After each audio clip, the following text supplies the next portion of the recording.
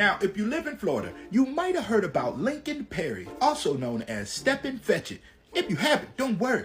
I did some digging.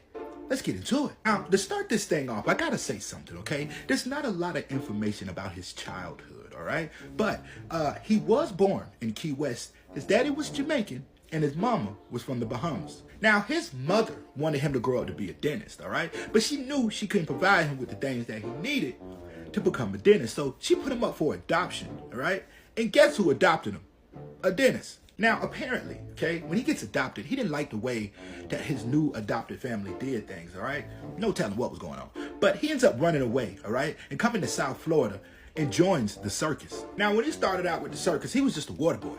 But while he was being the water boy, he sat back, paid attention, and he learned a lot. So I know some of y'all gonna ask, so before y'all do, the circus he was working at was the Ringley Brothers in South Florida. And they even let him do a little bit of, stuff inside of the circus, but not much.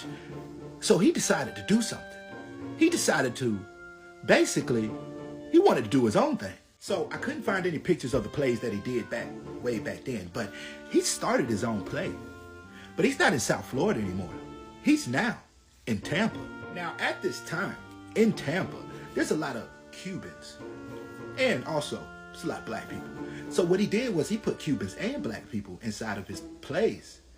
And this play gets so big that they're traveling all over the United States. And given his knowledge from working at the circus, he ends up getting the only black entertainment for county fairs all across America. So if there was a county fair going on, his play would be the only entertainment at that county fair for black people. Now, he's doing this play thing for a while, but these plays are doing so good that guess what? He starts getting, approached by producers, movie producers, to do some movie roles. Now, before we move on, because I haven't said anything about this yet, okay? Now, before Steppin' Fetchit was 22 years old, he was already a millionaire, okay? All those plays that he was doing for a few years made him rich. And the thing about it is, not only was he super rich and one of Florida's first millionaires, but he was also one of the movie industry's first black actors. Now, he was getting roles left and right, and they weren't only just like, slave man roles, you know what I'm saying? Which he had a few, but when he did do any role, he played the comic relief inside of these roles and basically stole the show in every movie that he was in. Now, this is cool, okay? So back in the 1930s, they had a movie called like The Worst Winner or something like that, but I might be wrong. But The Little Rascals was in the movie, and Steppin' Fetchit was in this movie, but the scene that he had in the movie, they had to take it out later, all right? Because it was offensive to black people. So the scene that they took out was that the Little Rascals were supposed to read a love letter that he wrote to some lady, and they were supposed to read it over the radio. But apparently what was said in the letter and how they had him acting in the movie was very offensive. So they took that part out of the movie. And this is another cool story. This is how he got his name, all right? Y'all check this out. So when he was about 22 or 23, he ends up gambling at a horse racetrack, all right? And he bets money on a horse called Steppin' Fetchit, all right? And when he won that money, he decided to make his, stage name Steppin' Fetchit. Now, the more famous he got, the better his roles would get. He was alongside some of the best actors and actresses in the game, all right? And in the middle of him doing all of this, he meets his wife.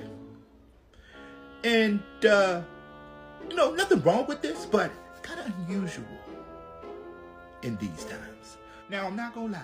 Okay, when I saw this picture, I thought it was a movie role, but I did a little digging, and this is his wife. And, nothing wrong with this, okay? But at this time, you feel me? You didn't see this a lot. You saw it, but you didn't see it a lot. But I'm just thinking to myself, he was so popular. He was so popular that this didn't even matter. This didn't even matter. Shout out to them.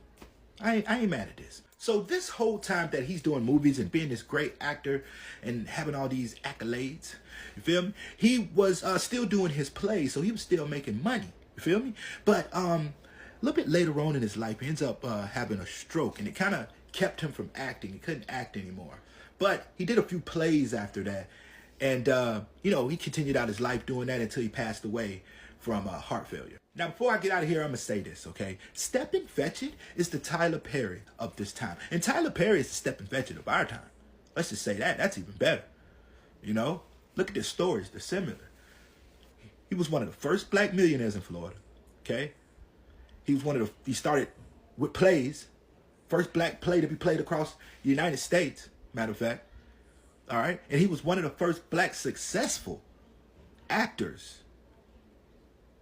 He's done a lot. Shout out to Stepin Fetchit. The more you know. Peace.